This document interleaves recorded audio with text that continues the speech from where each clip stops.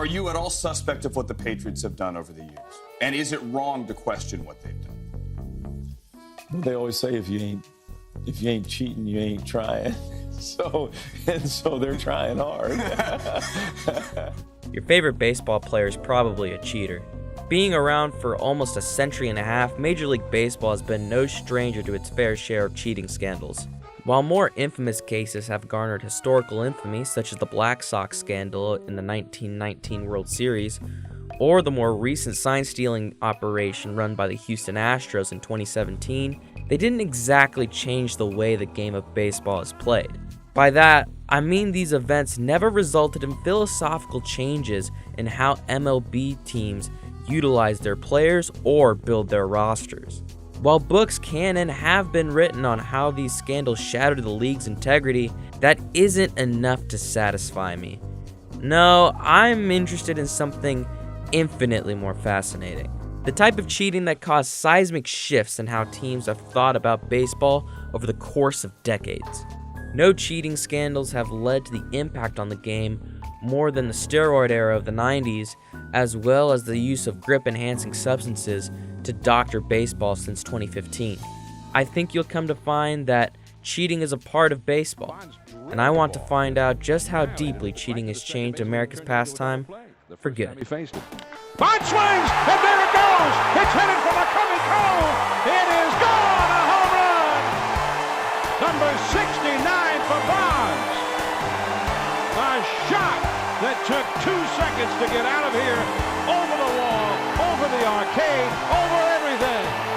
2-1 Giants. They're going to check Max here in the middle of an inning. Oh, anything to try to throw somebody off their game, and Davey rightfully coming out to protect his guy to see what's going on here. Hey, what did they expect? Mac drops his hat, and Carlos Torres is going to get mad at him. This is in the middle of an inning after you struck a guy out. And it was...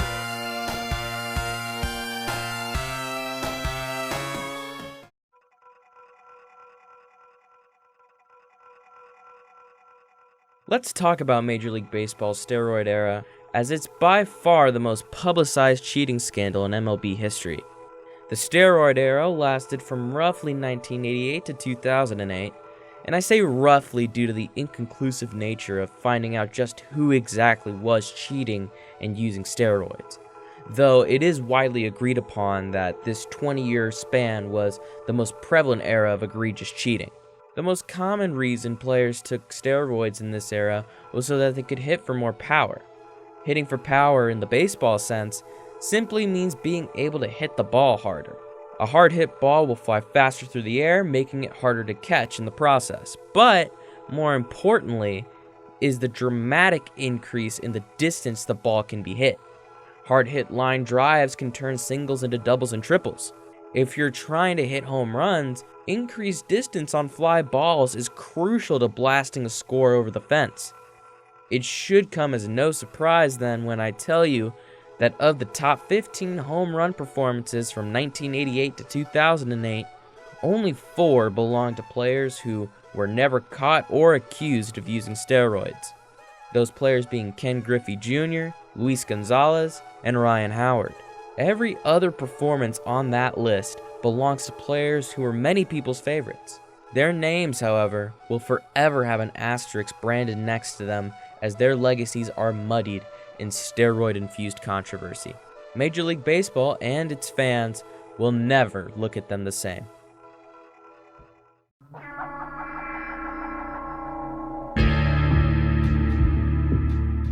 The increase in home runs during the 90s led to a philosophical shift in how teams were built in Major League Baseball. Specifically, teams began to seek out players whose best traits lied in their ability to hit home runs. The exponential growth of home runs can be seen quite clearly over different eras of baseball. For example, from 1967 to 1987, the average home run scored by the top 10 performances of the era was 211.7 home runs. During the steroid era, the best teams knocked in 249.3 home runs per season. With the drastic increase in home run production becoming popularized in the 90s, influences made on many modern players have left the sport more home run focused than ever, evidenced by the fact that since 2009, the average home runs of the top 10 performances is 273.3 home runs. The home run craze has forever changed baseball. In a sense, the developments were cyclical. The use of steroids brought an age of home run growth throughout the 90s. As the home runs were standardized, steroids were encouraged in order to maintain the increased production, perpetuating the cheating even more. Where once base running and tight defense were the norm, the power-hungry bats of the 90s put their mark on the game for years to come, and much of it was sparked by the rampant use of steroids throughout the era. However, that is not the only form of cheating that has worked its way into the major leagues. In fact, some say that the modern form of cheating in Major League Baseball may be more impactful than steroids ever were.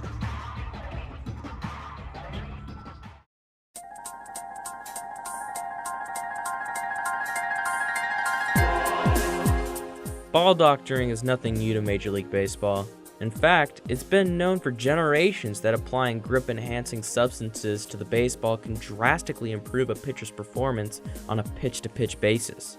While you don't exactly need to be a top-level MLB scout to know why a pitcher would want to use a foreign substance in order to pitch better, the better question is how these substances alter the ball so drastically. In short, the purpose of foreign substance use on baseballs is to alter the spin rate of the ball. Big-name pitchers in the MLB say as much, such as when pitcher Trevor Bauer detailed its effectiveness a few years ago while he was still pitching for the Cincinnati Reds.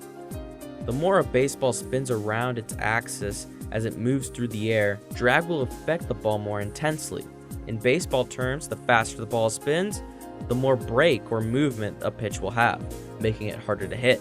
Because of this, pitchers have been applying substances to the ball for as long as the game has been around, ranging from legal substances such as a mix of sweat and rosin to more dangerous methods such as the infamous spitball, which was banned after a wild spitball killed Cleveland Indians player Ray Chapman in 1920.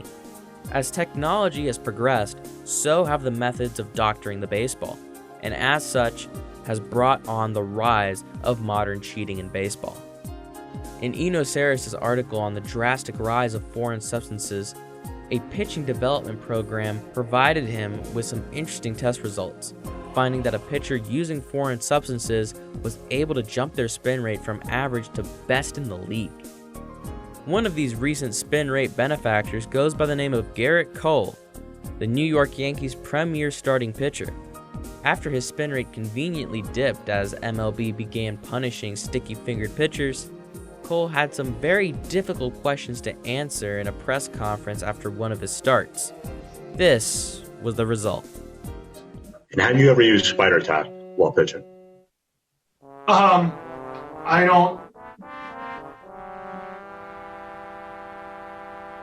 don't know. I don't know if I don't quite know how to answer that, to be honest. Interesting. The drastic jump in league-wide spin rate has led to many players resorting to this style of cheating, and in some cases has been what pushes players over the edge of mediocrity into consistent playing time. Those who don't commit to applying these substances are simply left in the dust as their peers continue to play valuable roles in every club. It has been the most impactful form of cheating since the steroid era of the 1990s, and will most likely be a form of cheating that's here to stay. Cheating in baseball has been a ubiquitous part of the sport for longer than most of us can even remember. But cheating in baseball is truly unique, as sometimes it is impactful enough to change how the game itself is played. The power-hungry steroid era ushered in a generation of hitters foaming at the mouth to swing for the fences, whereas the modern pitcher of the 2010s has found ways to make batters look silly with just a little bit of lather on their fingertips. Cheating, at the end of the day, is an art so ancient its origins are unclear. What is clear, however, is that the story of baseball is one that cannot be told without the skeletons it keeps in its closet. And with that, the arms race of competition is one that will remain undying until a game about a stick and a rock ceases to exist. Deals. And Bonds hits one high. Hits it deep. It is out of here. 7:56. Bonds stands alone. He is on top of the all-time home run list. What a special moment for Barry Bonds. And what a special moment for these fans here in San Francisco.